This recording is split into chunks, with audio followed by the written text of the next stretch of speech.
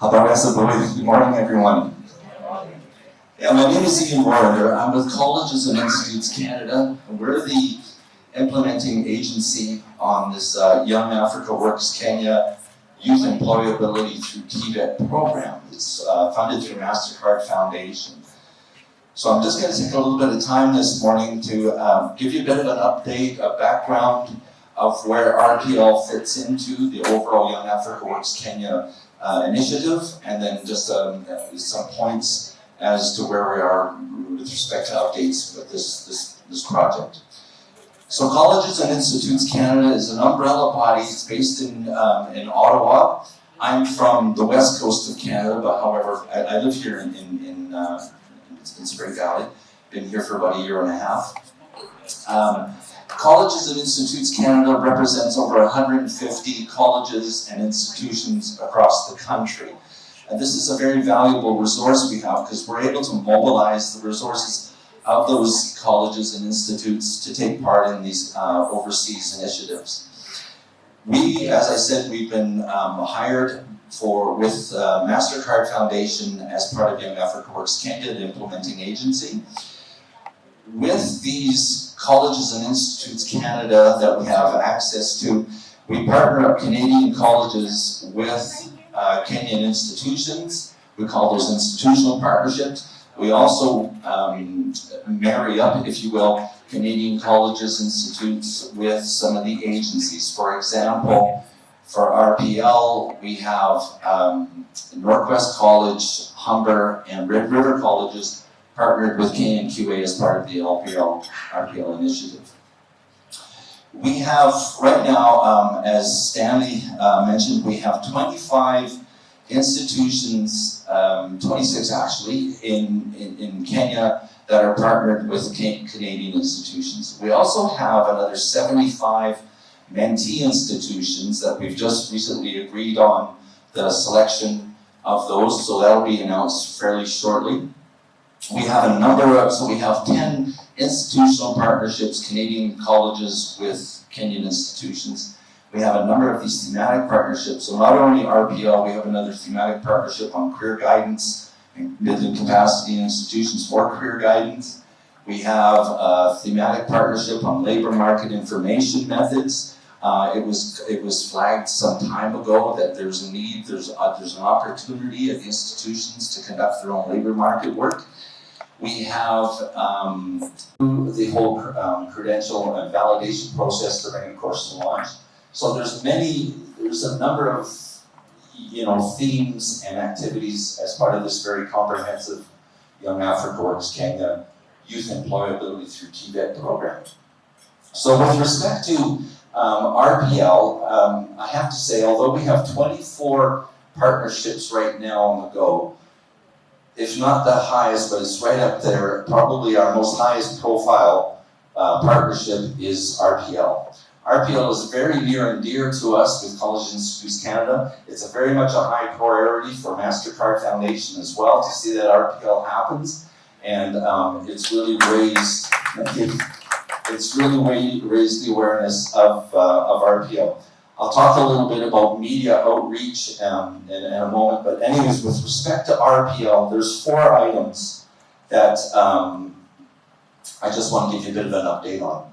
So, a big part of our initiative is to bring RPL to the institutions and build capacity at those institutions to conduct RPL assessments.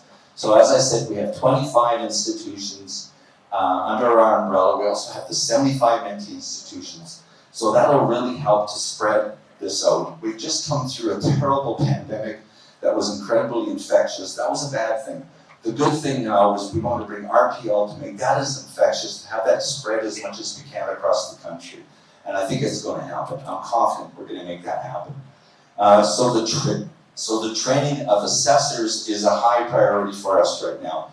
So our partners in Canada, are the colleges that are leading this, are putting together, they have put together actually a training plan, and they're able to roll out in 2 steps. There'll be the first phase, I think it's April, May this year, will be leadership training, and then followed by practical training for assessors, I think July, August. Another important cross-cutting theme that we have through this is gender strategy. Our partners in Canada have created a gender strategy within the context of RPL. That gender strategy excuse me, has been presented to us, to CICan, College Institutes Canada. We've reviewed that. Now it goes to the MasterCard Foundation for their review, and we'll bring it out to the larger audience for review and commentary analysis as well. So it's incredibly important that we infuse gender and gender equity throughout everything we do in our project, RPL being a key area for that as well. As a side, not only to bring more women into the vocational TVET sphere, we're also looking, of course, with persons with disabilities. And another key part that's bubbled up lately is refugees.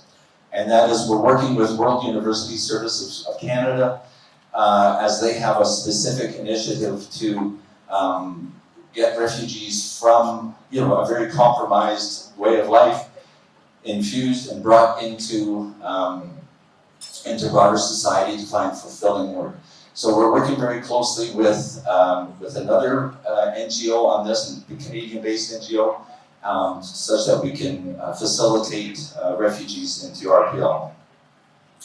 I mentioned as well about outreach and marketing. We've just recently signed a contract, and we've actually kicked off this particular partnership with the British Broadcasting Corporation, the BBC's Media Action Network. The BBC has tremendous depth and breadth in being able to get messages out to people, to be able to challenge myths and perceptions, and to bring awareness. So we're very pleased that we've got the BBC working with us to be able to help us with our outreach activities on RPL. It's, I have to say, and it's a big, hats off to Stanley Mandy and the whole team at KNQA as well, to be able to have such an incredible balance and be able to bring so many stakeholders into this RPL. This affects so many different employers, all the agencies, the institutions. It flows into mobility for persons going to and from neighboring countries. It's so hats off to the team here that's really been able to bring a multitude of stakeholders together to make this happen. I think a big part of that, is how much outreach, and we'll continue to do that. It really takes a whole lot of marketing and getting the word out about the benefits of RPL. In Canada, we call it Prior Learning Assessment and Recognition. It's just a different acronym for the same thing. However, in Canada, you got to realize Canada is 10 times the size of Kenya, but it's about half the population. It's a big country, no people. Plenty of parking in Canada. It's a big country, So with that, with such we're being so spread out, a lot of the the RPL initiatives in Canada happen more at the local or provincial level. There's not a national strategy per se. And I just wanted to use that as a segue again. Congratulations to Kenya for making this a national policy. It takes a tremendous amount to reel in so many people, so many agencies throughout your country. So that's where we're at right now. So I'm pleased to take questions, meet with you later, but thank you for your time today. Thanks.